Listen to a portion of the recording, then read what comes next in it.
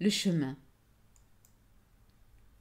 La petite fille partit dans le monde en laissant derrière elle, du moins le croyait-elle, une part d'elle-même qui la maintenait dans l'enfance. Il était venu le temps de s'émanciper, il était venu le temps de grandir.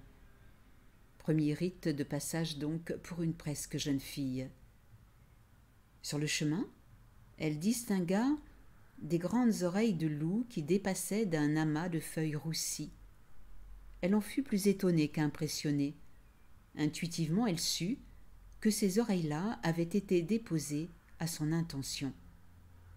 Elle s'approcha, se saisit des deux choses à la forme pointue qu'elle prit grand soin d'envelopper dans un tissu de coton sombre. Puis, elle plaça les deux oreilles avec 1000 précautions au fond de son sac de toile qu'elle portait en bandoulière et qui contenait une miche de pain, du fromage et quelques fruits. L'enfant, prudente, ne voulait pas attirer les regards de quelques curieux ou vagabonds de passage, ou pire encore, de bandits de grand chemin. Ses oreilles de loup, elle le pressentait, étaient précieuses.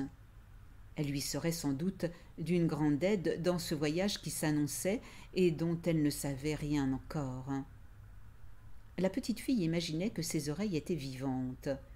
Oui, il lui plaisait à penser qu'elles étaient des alliés dotés d'un pouvoir magique. Peut-être, se disait-elle, ces oreilles-là savaient écouter au-delà des silences, démêler le vrai du faux, même dans les discours les plus éloquents, les plus persuasifs qui soient. La fillette se rassurait ainsi.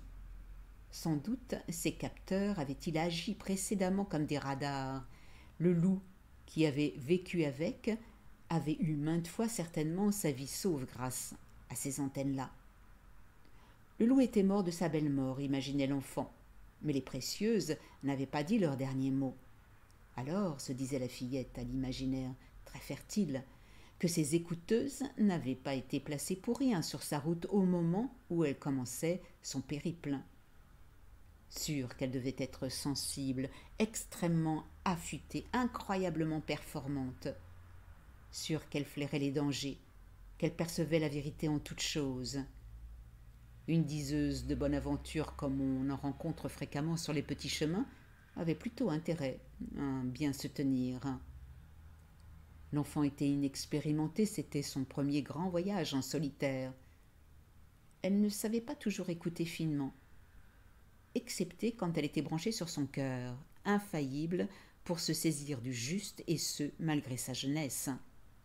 Souvent, la fillette était aux prises de doutes et de grandes peurs. Souvent aussi, sa tête prenait les commandes, sa tête qui prétendait tout savoir sur tout et qui semait la confusion. Dans ce contexte, la vue de l'enfant se brouillait et elle marchait alors à l'aveugle. Très vite, la fillette se trouva à la croisée de deux chemins. Deux routes s'offraient à elle, deux routes, deux chemins, deux destins. Il lui fallait faire un choix, et ce choix-là était de la plus haute importance. Il y en avait forcément un qui était sien sur les deux, mais lequel? Comment savoir lequel emprunter? La fillette testa d'abord la qualité du terrain de part et d'autre. Le sol était apparemment le même, irrégulier, caillouteux, inconfortable, exigeant. De chaque côté, des fleurs sauvages, des herbes folles, des orties, des ronces et des épines. Elle leva alors son regard sur le ciel et sur l'horizon. À perte de vue, un même ciel bleu teinté de rose, un ciel chargé de nuages de coton, mélange de gris et de blanc. Rien, il n'y avait rien qui indiquait qu'un chemin était meilleur que l'autre. Cette affaire-là était décidément trop compliquée. L'enfant refusait de prendre le risque de se tromper.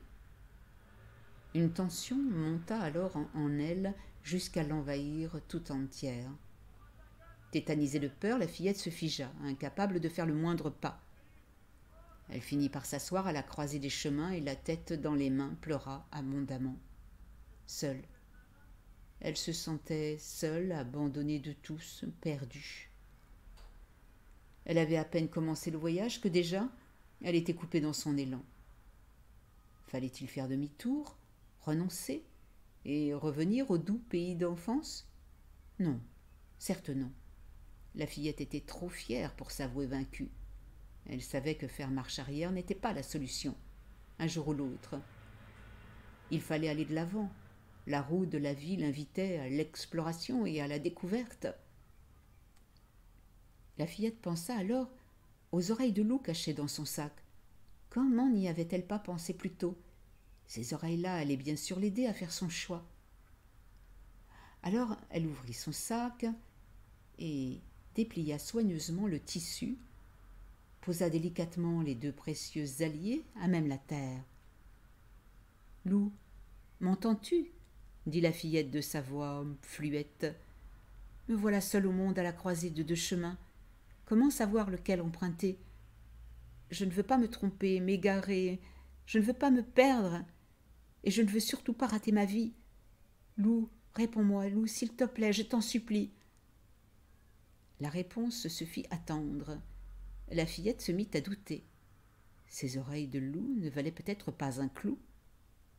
Au moment où la fillette, dépitée, découragée, s'apprêtait à se lever, une voix grave et caverneuse monta des tréfonds de la terre et se fit entendre.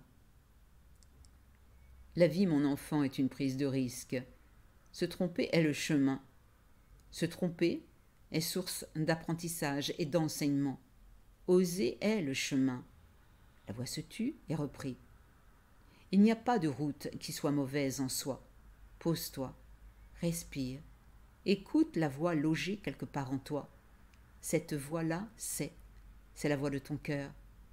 Il te suffit de l'écouter et de sentir l'élan qui te pousse dans le dos dans une direction plutôt qu'une autre. Quand tu auras écouté, choisi, ne pense plus à l'autre chemin, ce chemin que tu as choisi de ne pas emprunter. Chasse-le pour toujours de tes pensées.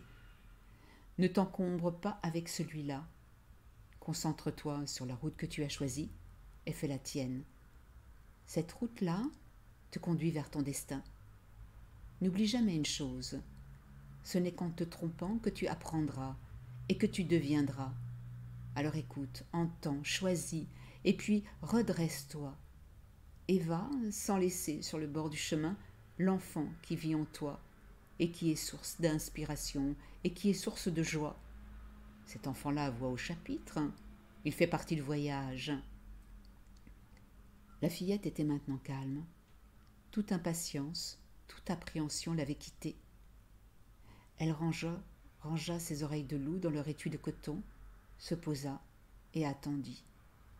Détendue, apaisée, elle porta son regard alternativement sur un chemin, puis sur l'autre. Elle resta assise, longtemps. Soudain, elle sentit une présence.